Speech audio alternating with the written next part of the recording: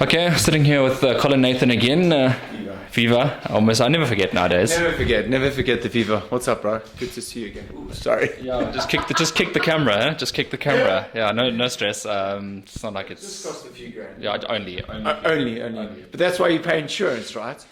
Yeah, that's true. Especially when you're going You overseas. insured your laptop when you went to Saudi Arabia. Yeah, literally the day before we left. No, you didn't. No, it wasn't insured. Oh, it wasn't actually insured. It wasn't insured. It got insured while I was there. Yeah, exactly. Were you stressed about it? I was stressed about it because I was worried. So. And that tablet we took at the airport? That's probably the worst thing ever. I checked you throwing a tablet and I was like, what the hell is going on here? Yeah, I was the first guinea pig. We didn't die. We're still here, so it's all good. Maybe we got ahead of the curve. Yeah. Something else is coming and it's bad. Listen, it didn't do wonders for me. I still got COVID, so yeah, let's go champ. It wasn't a COVID one, obviously. No magic pill there. Okay, anyway, let's get to the boxing. Before I get to any fights announcements, anything like that, I want to talk to the major disappointment which happened. Unfortunately, Uppercut Promotions sort of caved in fight week.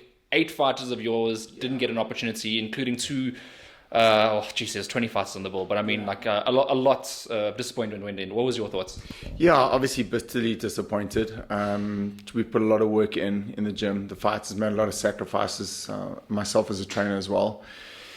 But like as I explained to Cyril, as a friend of mine, I'm not going to throw him under the bus. He's a nice guy. I think he made 1 or 2 errors, and hopefully he'll be back.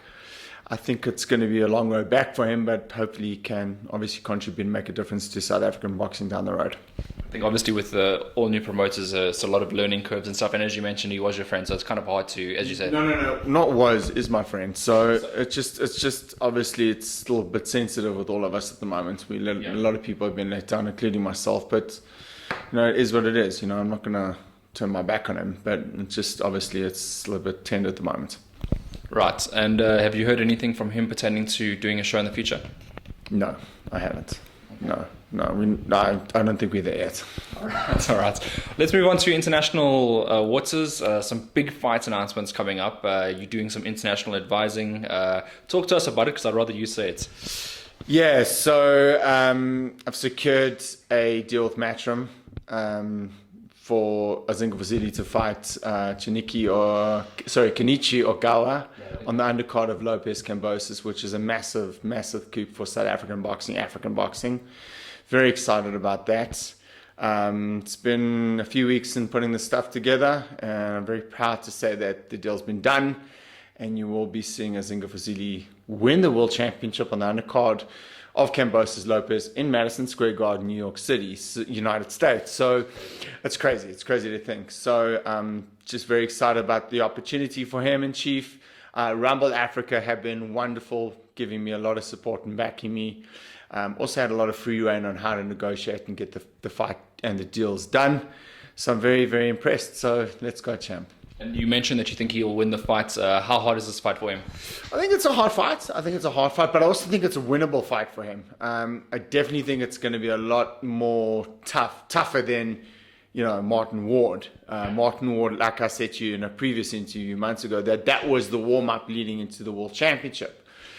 It's interesting because we weren't supposed to get the opportunity. Rakimov was, and then he got injured. And then obviously, according to the pecking order and the IBF rules and regulations and the ratings, they have to go to the next available contender, which was Azinga Fuzile. So it's interesting how just, things work out, There were allegations of the Russian using stuff in the corner. He got the opportunity, got the draw against Jojo Diaz, and then was obviously in line to fight Ogawa, and then that fight fell apart because he was injured. In comes Fuzile. So it's just interesting how life works and how things, happen in boxing. And in terms of, contractual agreements, is it the fact that Rakimov will probably get the first crack at the winner? Yeah, I'm sure he's mandatory anyway, so he should get the first crack. It's going to be interesting. It's going to be an interesting rematch. And okay, well, when you say that, you're obviously assuming Azinga wins this fight. Interesting rematch in the terms of, do you think it'll be harder for Azinga this time, or do you think it'll be easier? I think it'll be easier. I think Rakimov's there to be hit. He showed that in the first fight. And I thought he lost a bit of edge when he fought Jojo, you know. But having said that, and again, Azinga was miles ahead on points before he walked onto that shot. He got caught with a shot. It can happen in boxing. But I suspect in the rematch, should Azinga, we all expect him to beat Ogawa, fights Rakimov, I think he beats Rakimov this time around. But interestingly enough, Rakimov has employed Freddie Roach in the corner. Very aggressive trainer. Freddie's one of my mentors. So, very aggressive trainer. And I think the more aggressive he'll be in the rematch, and first we've got to get past Ogawa, I think that'll suit Azinga more because he likes guys coming onto him, not guys holding back. So I think it'll be a lot more interesting, but I think maybe a little bit more competitive, but I still think Azinga beats him. And the fight that's been out there for a very long time, Sivenathi Nontshinga, has also been in the wings. I mean, for months and months, people know he's the mandatory challenger for the guy from Nicaragua, Felix Alvarado. Has that agreement been put together and a fight date been announced? I've got the contract right next to you. You've seen it. So you haven't seen the figures, though, which obviously I can't disclose. But yeah, the fight's going to happen. We're looking at December now. Golden Boy has sent us an agreement this week. That's Golden Boy. That'll be on DAZN as well. So if you've a DAZN, don't forget to subscribe to you got the link. I'm an affiliate of DAZN. So just very exciting times for South African boxing. And here's something that I'm going to give myself props for. Besides Teti winning the WBO world title, right? Every single major South African fighting in a major world championship has been done through No Doubt Management. I think that goes back to 2017. So obviously we still have to see Mchunu and Makabu, but that's not going to, that I think the Russians are negotiating on behalf of Mchunu because he signed to RCC, I believe, I think. Anyway, just going back, so I'm very, very proud of my achievements. And like I said, this is just the start. So very, very proud of what we're doing. Proud of Nontshinga, proud of Azinga. They've just got to go in now and win the championships. I know that you're the international advisor and also in a managerial capacity for one of the boxers. Do you travel for either of those boxers? One, definitely. Not so sure on the other one. I just need to see my schedule. Right, it might get busy towards the end of the year because you also have Lerato Dlamini in a warm-up fight, which originally was going to be scheduled for December, I believe, but it got changed. Yeah, so we're looking at the WBC final eliminator towards the end of February, beginning of March. So the idea is to get him back in the ring, just keep him busy. I'm not sure against you. I'm not wondering if you can make 57-1 fight. No, not so much. No, you're looking at the wrong man. No, okay. Well, I could be looking at the right man. Just depends on how you're eating and training. So warm-up fight now, and then look for the final eliminator in February, March. All right, and I don't know if you can announce some of the other fights, but there are fights that will be made for some of those fighters that fell off the uppercut bill. Yeah, so and that should be announced in the next few days. I'll leave that up to the promoter doing the announcement. But just, obviously disappointed about last week, but now things are starting to move again, and you got to dust yourself off. This is boxing. And you can't sit and mope. You got to get back in the office or on the floor the next day, and that's exactly what I did. So disappointing for some, but life carries on. No one died. And Viva, let's go champ.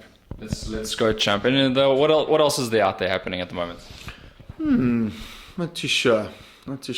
Rumble doing some fights. Obviously, I'm putting the event together with them. Putting some championships together. So there's still movement happening, and then obviously the year is nearly up. It's been another crazy year, it's almost like I feel like we've lost 2 years because of COVID, but hopefully now things are opening up. We got the announcement from BSA 2 weeks ago that crowds, fans are allowed back. There's an event happening this Sunday at Boyson's. I'm sure I'm going to see you there. So fans are going to be allowed back, and guys are just craving something of something. You look at the bars and the clubs, guys have been deprived, and now they're jawling and carrying on. So not that you and I jaw, but I'm just saying that's an example, right? So I'm hoping that because they've been fight starved from going to live boxing events, that all of a sudden there'll be the surge of boxing fans coming back to the sport that obviously you and I both love.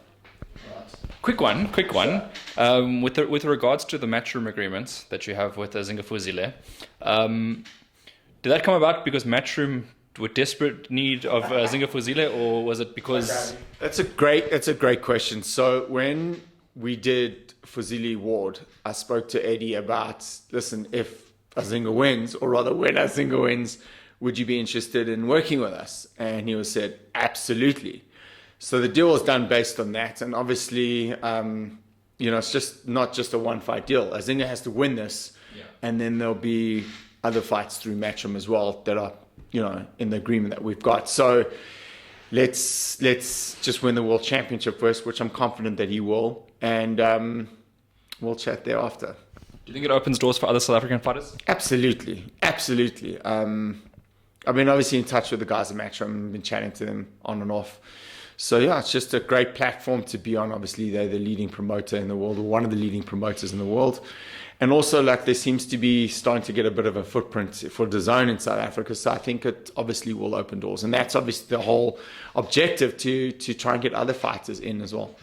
And if you look at the grand scale of things, by March next year, I mean, we could potentially be having 4 South African world champions, 3 from your stable, and then if Tabiso manages to get one over Ilunga Makabu, I mean, that could be 4 by March next year. Oh, right, one's an eliminator, 3 by March next year. Yeah, I mean, it's not inconceivable, but I mean, they're tough fights. You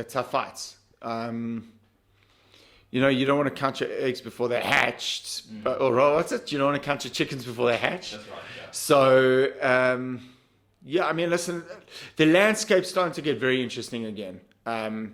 And I thought it would be interesting 2 years back, but COVID screwed everything up. But it's now starting to open up, and opportunities are starting to present themselves again. So I'm looking at just, making the most of these opportunities, and obviously trying to find opportunities for our fighters. All right. So anything lastly you want to say? No, just Viva, let's go, champ. Good seeing you again. See you in golds. Nice guns to you've been pumping. Representing, no, I'm just squeezing into the middle. Squeezing, okay, cool. Cool. Is it a medium? It's a medium. Looks like a large, No. Come on. Yeah, just great. We'll be chatting in the next couple of weeks anyway, so it's all good.